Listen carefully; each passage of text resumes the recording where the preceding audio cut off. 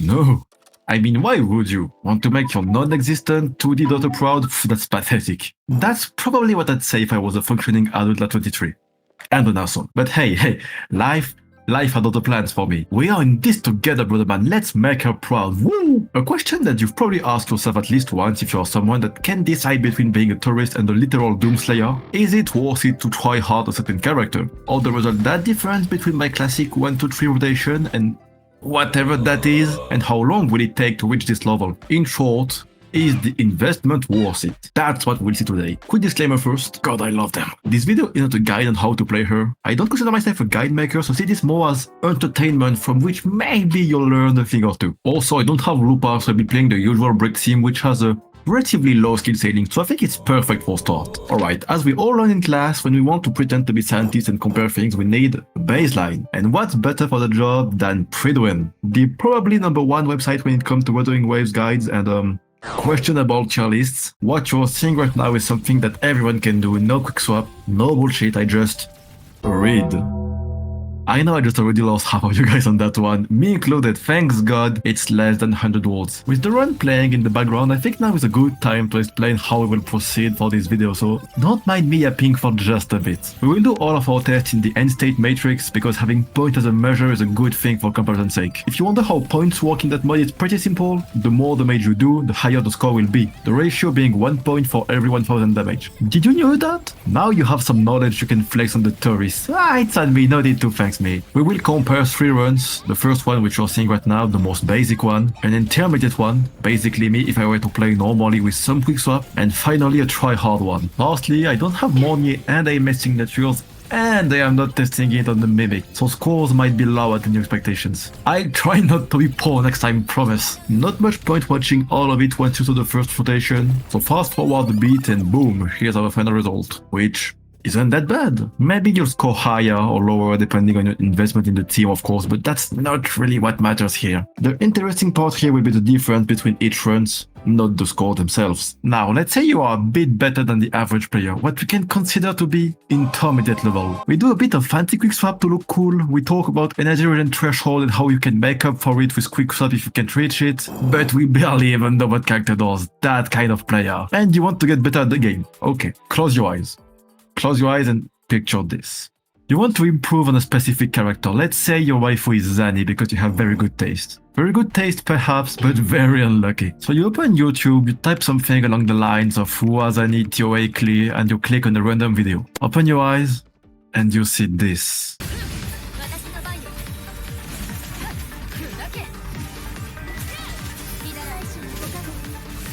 That's precisely at this moment that every human being just live and tells themselves that they just have better things to do with their time. But I am different. I am dumb. But first I realized on Tryharding that they actually do provide us some leads for advanced rotations. For Aemeath you can slide in basic attacks, got it. Linear skill is a window for quick swapping, got it. Mornier, nothing changed, got it. Now the question being, can I, with my monkey brain and my questionable skill, can cook something with this? I mean, come on now, you already know the answer.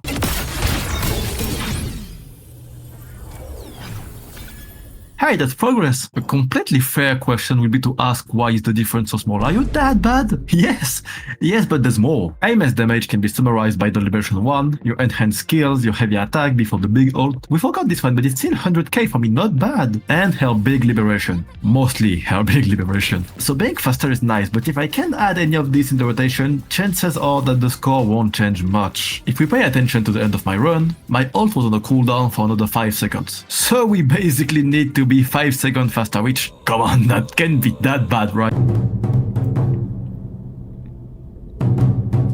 Okay, let's start by the small thing first that you need to be aware of before jumping on the rotation. First, RNG. That one was not that much of an issue, main issue being missing a crit on Aemeath nuke, which is an instant run-ender. We all don't have an 80% crit rate, Amy, excuse me for being broke again. And the RNG on Thundering Memphis. On Mornier, you don't want to miss your skill or else you'll be lacking a lot of concerto, and since this guy likes to teleport randomly, this can happen occasionally. Same on Aemeath, you have to land your basic attacks to gain synchronization rates. This bar over there. So if you decide to teleport during your basic attack, you'll lose some time again. The nameless fucker. First he takes way way too long to spawn. And on top of that, because why not, Kuro decided that he should be high. In the air. So high in fact that you can't intro on some characters like Linne or you'll completely miss it, meaning not having enough concerto and energy for your rotation and those having to restart. I hate this boss just for those reasons. His moveset is cool, story-wise he is the GOAT, but seriously man, va te faire enculer frère. The timer. Okay, get closer. Come on. We lied to you. What I've learned in my life as a normal human being, and I am sure that we're on the same boat, is that the timer ends when it reaches 0, not 0. I don't know why this happens. I guess it's due to like liberation and breaks, but this is nightmare fuel, literally. If it was always the same, let's say it doesn't end at 0 but 0.2, that would be fine because you can predict it. But here's that completely random, which made me extremely anxious whenever I was near the end. Alright, now about the rotation. First, I want to preface this by saying that I'm not a pro player or anything like this. I just got inspired by this video of Ken Rurouni? Ken Rurouni. Okay, I can't. Okay, let's get started. Only in there pretty much nothing changed. We still want to counter her skill animation by switching in, and the rest is pretty straightforward. You just hold left click, triple jump, E, nice. Aemeath is pretty straightforward as well. 4 basic attack before the liberation. First because it's not like you can do anything else besides doing that, so why not? But also to charge your enhanced skill. When it's all training plus R and E instantly. Then with the 4 basic attacks, ignore again, E, hold left click, and E again. Oh, which team are you? I don't know, you tell me. Does it matter? Absolutely not. Then we use our skill to cancel the end like double basic attack press E with switch. Why doing that? Because else it'll be too fast and your cooldown won't be back up. Try it, humans love that.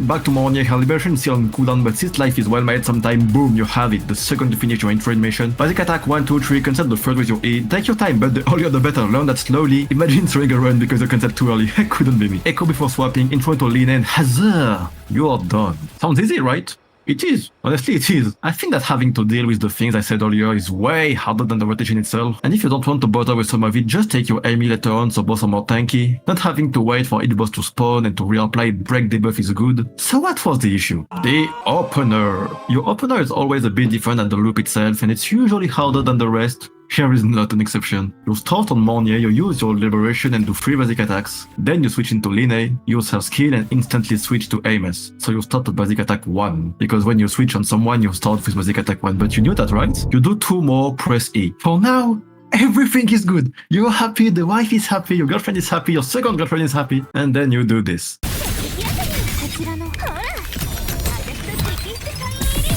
Did you notice? If you haven't, that's completely fine, not worry. Remember when you were in math class?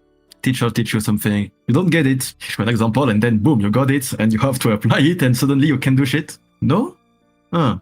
Maybe I'm really that dumb. Let's read this from Pridwen. During the opener rotation, Mornier is free to swap cancel until her heavy geopotential shift is cast. Feel free to experiment around the opening rotations even with Mornier on the team. He this until, what if I told you that Pridwen was lying to you? Okay, so the tech here is kinda cool. By buffering hold left click during Aemeath's third basic attack and switching to Mornier, she will do her heavy attack, entering this state where she floats. I don't know the name, I said it earlier, I don't read. From there, if I were to switch, she will go back to her normal state. But by switching instantly, her animation is not yet finished. But in Wuthering Waves, you cannot swap characters as fast as you want to. There is a 1 second cooldown and that second is too long. If we go back to Mornier, she will instantly leave her enhanced state. But okay, stop. By casting your liberation, the character switch cooldown will be reduced. My take is that liberation does stop time in game but not completing the timer, so that's why. Anyway, by doing all that, we can be on Mornier, in her enhanced state, and we swap cancel it.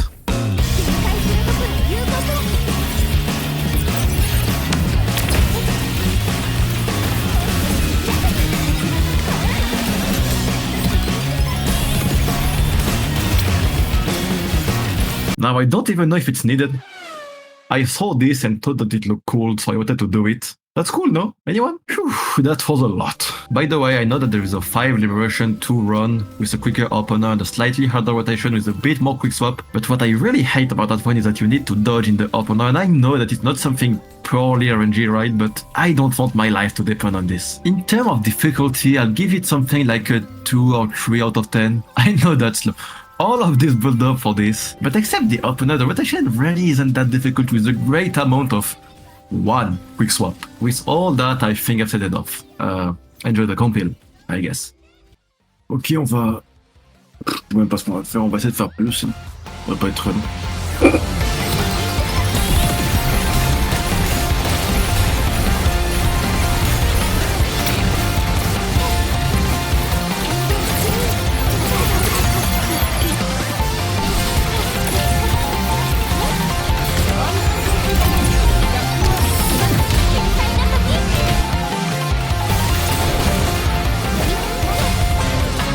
Did you know that you can see Augusta in her big tower, talk to her, and you can fight her again?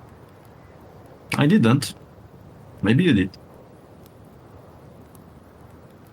It's calm here, right?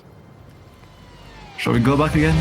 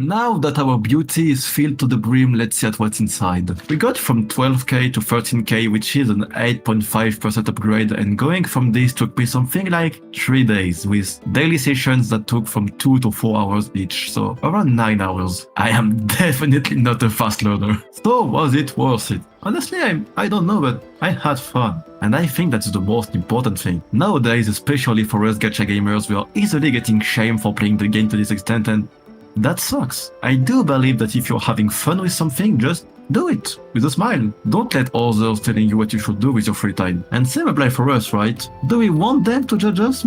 We don't. Probably, I mean. I don't know you, but probably, right? Alright, I'm out. Have a nice day. You deserve it.